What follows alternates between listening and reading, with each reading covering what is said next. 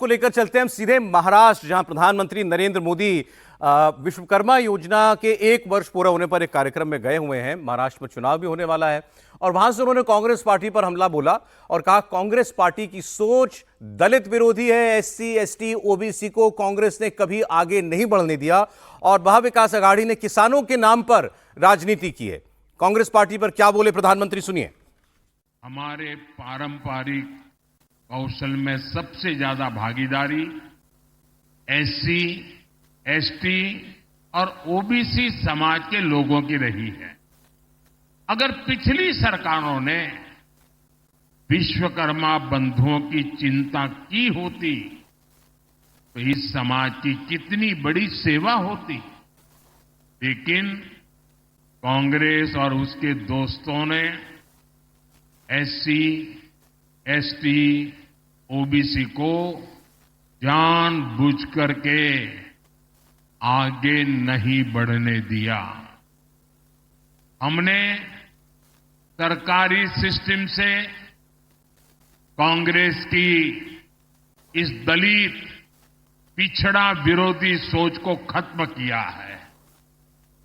पिछले 1 साल के आंकड़े बताते हैं कि आज विश्वकर्मा योजना का सबसे ज्यादा लाभ एससी, एसटी और ओबीसी समाज उठा रहा है।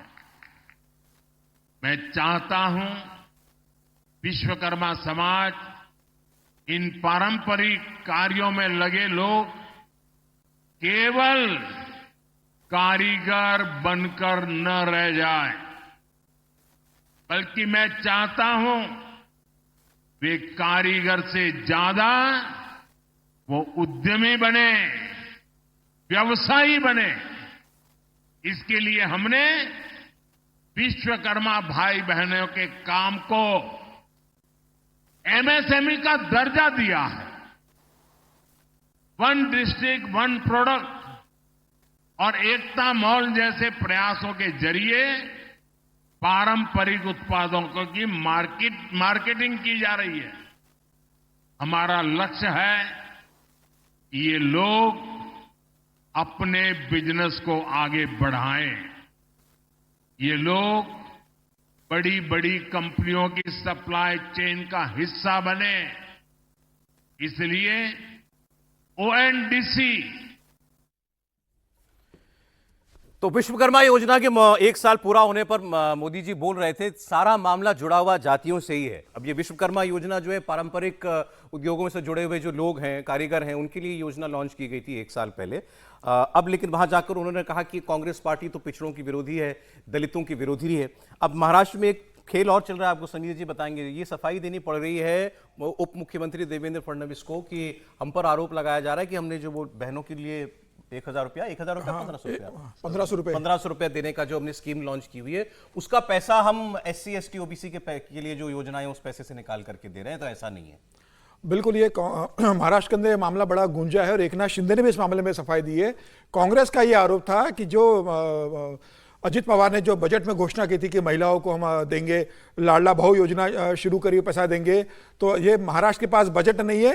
ये दूसरे जो एससी, एसटी का जो बजट है उसमें कटौती करेंगे और ये पैसा दूसरी योजनाओं से निकालकर पैसा देने वाले हैं। और देखिए, प्रधानमंत्री वर्धा में बोल रहे थे।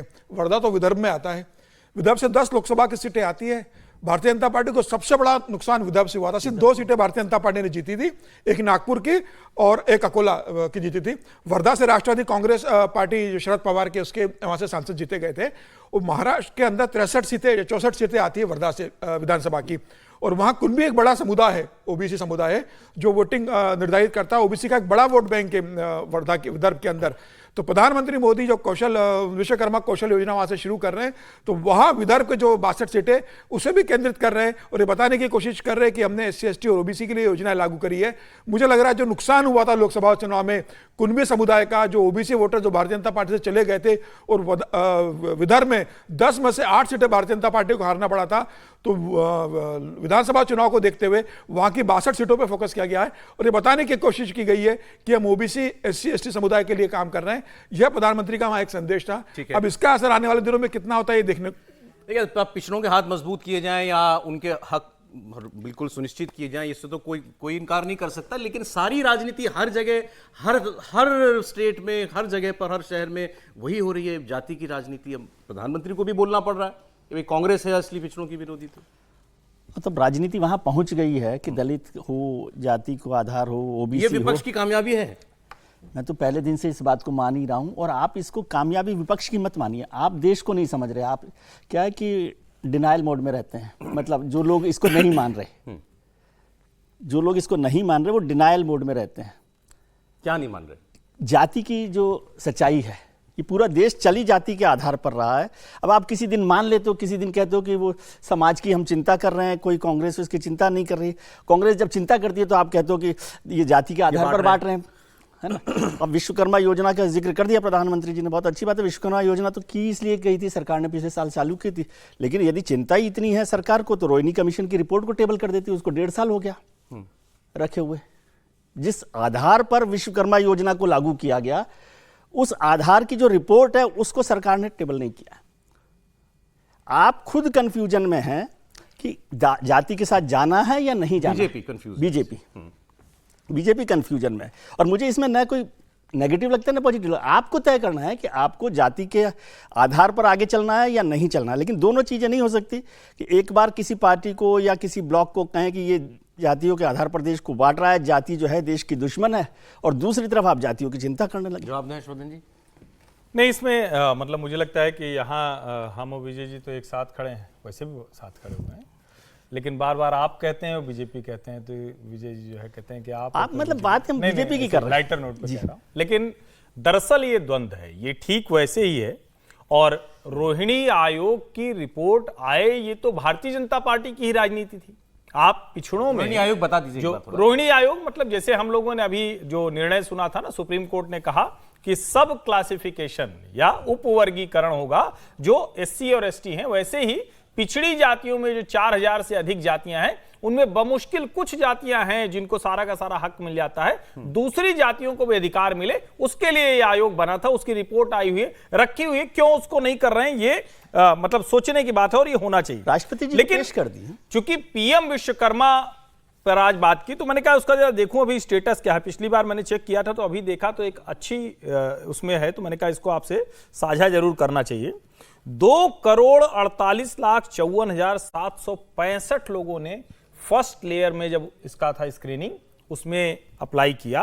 1,40,20,332 ये सेकेंड लेयर में आए, और ये वेरिफिकेशन फाइनल होते होते 21,60,562 लोग इस विश्वकर्मा योजना का हिस्सा बन गए। ये 1 बड़ी करोड़ 2 करोड़ पहला था, 2 करोड़ ओवरऑल एप्लीकेशन आए थे। सब छटनी स्क्रीनिंग ए स्टेज 1, 2, 3 करते फाइनल 21,60,562 आज की तारीख में। और देखिए, मैंने उस दिन भी कहा था, हम लोगों ने कहानी कुर्सी की में बहुत डिटेल में इसकी चर्चा की थी। ठीक है, राजनीतिक लाभ कितना मिला, कितना वोट मिला, वो अपनी जगह है, लेकिन भारत में परंपरागत कौशल को, परंपरागत श्रम को, परंपरागत कारीगरी को सम्मान मिले, और वो सम्मान उसको सरकार रिकॉग्नाइज करे, सोसाइटी रिकॉग्नाइज करे। अगर हम ये कर पाए तो रोजगार की समस्या का हल तो इसी तरफ है, वरना शायद दूसरी तरफ नहीं। बाकी जाति वाली सच्चाई बीजेपी कंफ्यूज्ड है इस मामले पर, जाति के मामले पर। बिल्कुल कंफ्यूज है। अगर कंफ्यूज नहीं रहती तो रोहिणी आयोग की रिपोर्ट उसे तुरंत लाना चाहिए था, और भारतीय जनता पार्टी को जाति वाली उस चक्कर में नहीं पड़ना चाहिए। हम बार बार कहते हैं उसकी राजनीति हिंदुत्व की है, वहीं वो ले जा सकती है। उसमें जो लगे कि हिंदू के अम्ब्रेला में इसको कम मिला तो उसको भाई कैसे मिलेगा, इसको ज्यादा मिल गया है, थोड़ा इनको समझाना पड़े कि ये कम ले, इस तरफ जाना पड़े। कोशिश तो कर रही है बीजेपी। देखें, अभी 100 दिन पूरे हुए मोदी सरकार, इस सरकार के, तो गृह मंत्री प्रेस कॉन्फ्रेंस कर रहे थे, वहां उनसे सवाल, उन्होंने कहा सेंसस कराएगी सरकार। तो सीधा सवाल आना ही था ये कि इसमें आप जाति भी पूछेंगे, लोगों की नहीं पूछेंगे। उन्होंने कहा जब हम तय कर लेंगे तो आपको बता देंगे। तो जातिगत जनगणना पर अभी भी सरकार के पास जवाब नहीं है। स्टैंड क्या है भैया आपका? पार्टी के पास जवाब नहीं, हम इसके हक में या नहीं है। कांग्रेस पार्टी तो कह रही कराओ, और हम तो 50% से बढ़ा करके आरक्षण की सीलिंग को तोड़ेंगे, या ज्यादा आरक्षण हम लोग देंगे। बीजेपी का स्टैंड इस पर क्या है? आप कब तक जो है बीच की धारा में चलेंगे, या दो नाव पर पैर रख करके चलेंगे, कभी तो एक स्टैंड लेना मुझे लगता है कि भाजपा को इस पर स्टैंड लेना चाहिए कि जातिगत जनगणना कराने का वक्त नहीं है। हम इस देश के हर व्यक्ति को, जो नरेंद्र मोदी की सबका साथ, सबका विकास, सबका विश्वास, सबका प्रयास वाली नीति है, उस पर चलेंगे। और फिर मैं दोहरा रहा हूं, वो लिस्ट जारी कीजिए ना, किसको किसको इस सरकार में लाभ मिला, वो बताइए ना। सरकार में लाभ मिला? अरे मतलब घर किसको मिला, अच्छा, रसोई उसमें भी, किसको अच्छा, मिली? लाभार्थियों की भी तो आप जाति बताएंगे ना, तो बता देंगे ना कि भाई हम कांग्रेस से तो- भी आगे निकल जाए। हाँ, कहना पड़ेगा ना। आप कहेंगे कि हम जाति गणना कराने की हमें जरूरत नहीं, हम तो जानते हैं, हम कर रहे हैं, चलिए ठीक है, बताना पड़ेगा ना। अब राहुल गांधी वहां विदेश में, यूएस में जाकर के बोला है, उन्होंने हालांकि ये कहा था, मुझे तो उसमें कुछ खराब नहीं लगा था सर, कोई किसी को कितना मुद्दा बनाए कि आरक्षण की समीक्षा होनी चाहिए। उन्होंने कहा हम देखेंगे जब when India will be a fair place, it is still not a fair place, जब हो जाएगा तब देखेंगे। अब बीजेपी ने उसको मुद्दा बनाया है, एफआईआर कराई है राहुल गांधी के खिलाफ, प्रदर्शन कर रही है राहुल गांधी के खिलाफ, जिस आरोप का नुकसान खुद खाया वो चिपकाने की कोशिश कर रही है। उसमें तो सिख भाइयों का भी मामला है, वो है, वो अलग है, आरक्षण वाले पे ज्यादा आक्रामक है तो इसलिए आक्रामक जरूर है आरक्षण वाले पर। मोहन ये भागवत, देखिए, ये देखिए, ये राहुल गांधी का पुतला जलाया जा रहा है। नहीं, ये केवल आरक्षण वाले कुछ लोग उतरे हैं, लेकिन जो एफआईआर वगैरह है वो तो उसके कारण है। वो जो उन्होंने सिख लोगों की पगड़ी और उस पर वो भी है सर, ये भी है। मैं कह रहा देखिए, ऐसा है, अभी हम ये जाति वाली मुद्दे की बात कर रहे हैं। जाति वाले पर हम आ रहे हैं। ऐसा है कि राहुल गांधी जी कुछ भी बोल सकते हैं, कई बार न बोलना भी बोलना ही होता है, वही हमारा रिएक्शन है। किसी चीज पर स्टैंड लर्न लेना भी स्टैंड लेना होता है। कैसे सर? कैसे? भाई हमको जो काम करना है कर रहे हैं, समय पर आकर के जब चारों तरफ से जाति जाति हो रही है, उस समय बीजेपी भी उसी दौर में आ जाए, ये भी आपको लगता है हमारे आपको कि बीजेपी क्यों ऐसा नहीं कर रही है? क्योंकि सारे कर रहे हैं, इन सारे के पास कोई और मुद्दे नहीं थे, तो उन मुद्दों से लेके आपने एक हमला शुरू किया था। कि पहली बात तो विजय जी ने और उसको फिर हर्षवर्धन जी ने भी बोला है, तो जाहिर है सोच समझ के बोले होंगे। विश्वकर्मा योजना का रोहिणी आयोग से कोई लेना देना नहीं है।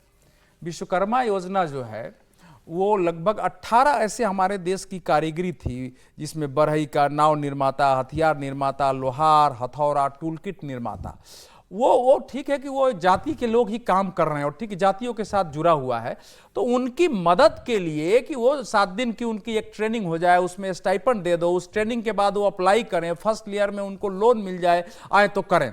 तो ये उनके लिए था, अलग अलग तरीके से करके। और ये इस सब के लिए है कि धीरे धीरे उनका वो अपने पैरों पर खड़ा हो हमारा देश, उसकी दृष्टि से है। रोहिणी आयोग का संबंध तो आरक्षण और सरकारी लाभ किसको मिला नहीं मिला इससे संबंधित है, पदों के लेकर ठीक के। है। इसलिए इसका तो उससे कोई संबंध नहीं है कि उसके आप लिए बीजेपी को कंफ्यूज नहीं मान रहे, आप कह रहे हो जवाब नहीं दे रही है, तो ये भी जवाब नहीं, बीजेपी एक इसलिए अस्वाभाविक स्थिति लगती है कि बीजेपी का नरेंद्र मोदी जी, जो अभी एक लाइन और जवाब दे देता हूं फिर खत्म करूंगा, जो विजय जी कह रहे थे जाति से चलता है। 2014 का चुनाव में हम सब गवाह हैं कि लोगों ने जातीय सीमाओं को तोड़ के बीजेपी को वोट दिया।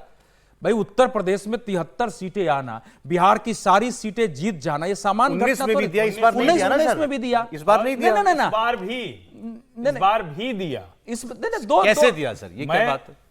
आप कैसे कह रहे हैं नहीं दिया? यूपी अगर में कहां वही दिया? मत प्रतिशत है, आपको लग रहा है कि सिर्फ सवर्णों के वोट से भारतीय जनता पार्टी नहीं पा जाएगी। 36% वोट आ आप गया। इस बात को समझिए ना, आपकी अपनी टिकट वितरण गड़बड़ कहीं रहा, कहीं संगठन की लड़ाई रही, कहीं आप माहौल नहीं बना पाए, आपस में लड़ते रहे। बीजेपी वाले भी मानने लग गए गलत कि मानते आरक्षण हैं वाला ना। कार्ड चल गया कांग्रेस का। गलत मानते हैं ना। नहीं सौरभ जी, बीजेपी क्या मानती है उस पर हम बात नहीं कर रहे हैं। मेरी दृष्टि में जो है वो बात कर रहा हूं कि भारतीय जनता पार्टी ने 22 जनवरी के बाद अयोध्या को बड़े पैमाने पर मुद्दा बनाया ही नहीं चुनाव में।